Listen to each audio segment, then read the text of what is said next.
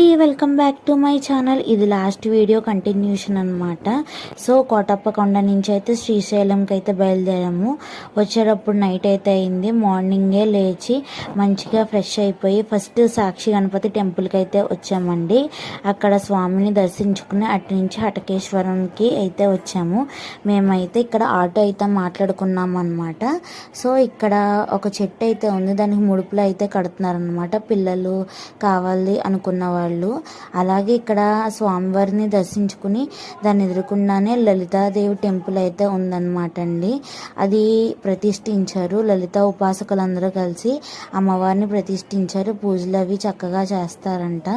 అలాగే దాని కింద శివలింగం ఒకటి ఉందన్నమాట. మనం అభిషేకం చేసుకోవచ్చు.